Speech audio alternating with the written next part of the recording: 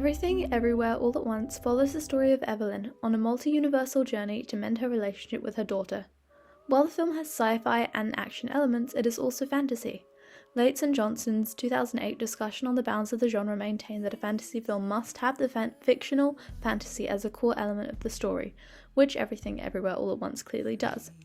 Though somewhat explained through technology, the fantasy, beginning with low fantasy elements, borders on absurd, and is not designed to be justified through technical scientific reasoning, but serves as a framing for the core plot of the familial relationships.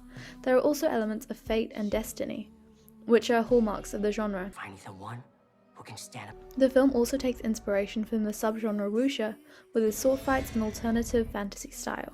Now the genre has been clearly defined, one observes how this film diverges from the traditional hero-villain structure, but instead assists in telling the story of Evelyn's relationship with her family.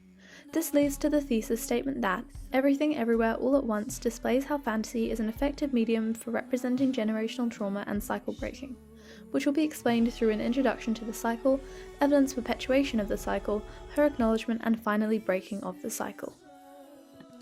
A growing trend in modern film is the parental apology fantasy, seen in Encanto and Turning Red, which brings a generation of films that addresses the seemingly mundane issues of reality using the medium of fantasy.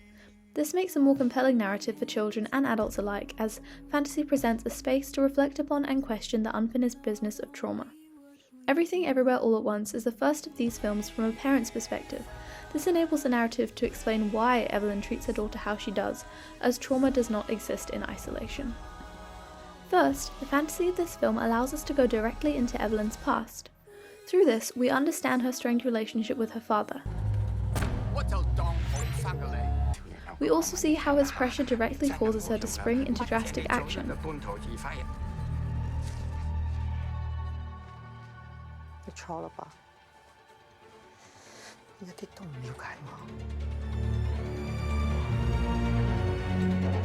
Switch shoes to what? And we understand that her actions throughout her life are likely a result of this pressure. Additionally, the inclusion of different versions of oneself inhabiting their own bodies in alternate universes allows for a deeper exploration of the characters and their infinite capabilities that would not have been possible without the fantastical elements. This means that we get to see Alpha Gong as a different version of him, and Evelyn's eventual standing up to him as a representation of their relationship in the original universe. Evelyn perpetuates this cycle due to her own trauma from her dad. This is shown first through the mundane,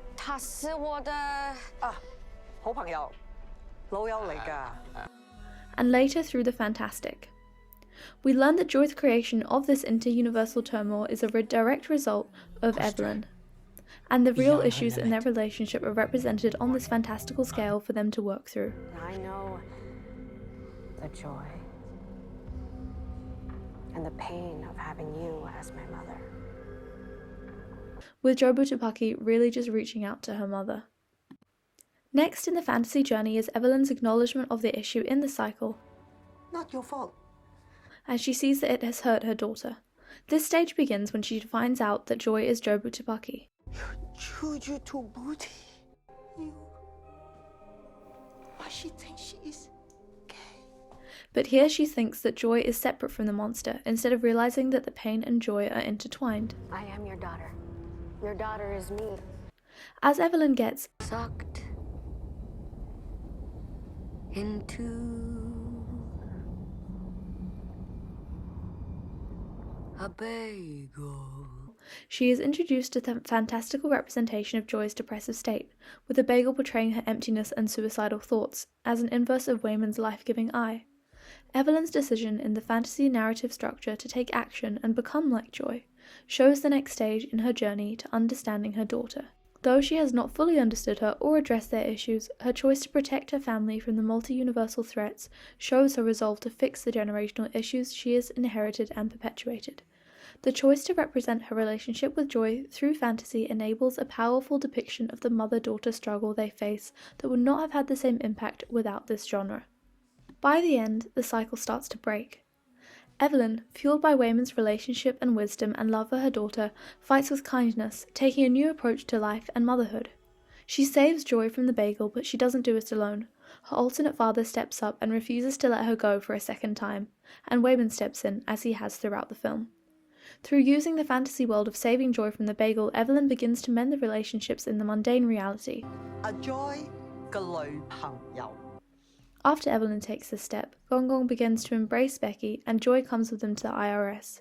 Evelyn's new knowledge from the fantastical journey has not made her perfect, You are getting fat. but she has started to mend the relationships and break the cycle.